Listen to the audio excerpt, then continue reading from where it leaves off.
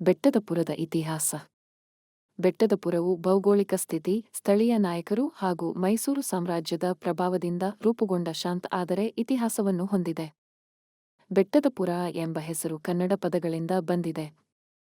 ಹಿಂದಿನ ಕಾಲದಲ್ಲಿ ಕಾವಲು ಸ್ಥಳಗಳಾಗಿಯೂ ಆಶ್ರಯಗಳಾಗಿಯೂ ಬಳಸಲ್ಪಟ್ಟ ಸಣ್ಣ ಗುಡ್ಡಗಳ ಸಮೀಪದ ವಸತಿಯನ್ನು ಈ ಹೆಸರು ಸೂಚಿಸುತ್ತಿತ್ತು. ಪ್ರಾಚೀನ ಕಾಲ.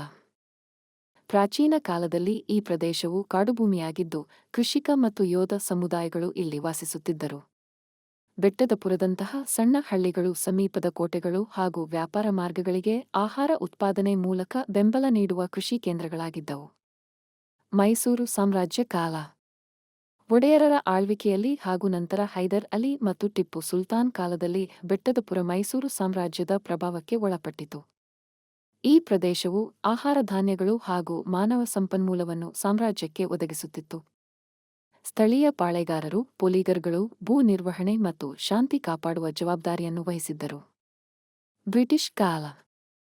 ಬ್ರಿಟಿಷರ ಆಳ್ವಿಕೆಯಲ್ಲಿ ಬೆಟ್ಟದಪುರ ಒಂದು ಆದಾಯ ಗ್ರಾಮವಾಗಿಯೇ ಉಳಿದುಕೊಂಡು ಕೃಷಿಯೇ ಪ್ರಮುಖ ವೃತ್ತಿಯಾಗಿತ್ತು. ಭೂ ದಾಖಲೆಗಳು, ತೆರಿಗೆ ವ್ಯವಸ್ಥೆಗಳು ಮತ್ತು ಉತ್ತಮ ರಸ್ತೆ ಸಂಪರ್ಕಗಳ ಮೂಲಕ ಇದು ಪಿರಿಯಾಪಟ್ಟಣ ಮತ್ತು ಮೈಸೂರಿಗೆ ಹೆಚ್ಚು ಸಂಪರ್ಕ ಹೊಂದಿತು.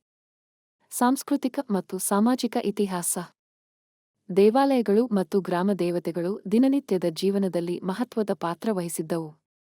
ಹಬ್ಬಗಳು, ಜನಪದ ಪರಂಪರೆಗಳು ಮತ್ತು ಮೌಖಿಕ ಕಥೆಗಳು ಲಿಖಿತ ದಾಖಲೆಗಳಿಗಿಂತ ಸ್ಥಳೀಯ ಇತಿಹಾಸವನ್ನು ಹೆಚ್ಚು ಉಳಿಸಿಕೊಂಡಿವೆ. ಬಲವಾದ ಸಮುದಾಯ ಆಧಾರಿತ ಜೀವನ ಶೈಲಿ ಬೆಳೆದಿದ್ದು, ಅದೇ ಇಂದಿಗೂ ಈ ಪಟ್ಟಣದ ಗುರುತಾಗಿದೆ. ಸ್ವಾತಂತ್ರ್ಯ ನಂತರದ ಕಾಲ. 1947 ರ ನಂತರ ಬೆಟ್ಟದಪುರವು ಸ್ಥಳೀಯ ವ್ಯಾಪಾರ ಕೇಂದ್ರವಾಗಿ ಬೆಳೆಯಿತು. ಶಿಕ್ಷಣ, ಸಾರಿಗೆ ಮತ್ತು ಸಣ್ಣ ಉದ್ಯಮಗಳು ವೃದ್ಧಿಯಾದರೂ ಕೃಷಿಯೇ ಇನ್ನೂ ಪ್ರಮುಖ ಆಧಾರವಾಗಿಯೇ ಉಳಿದಿದೆ.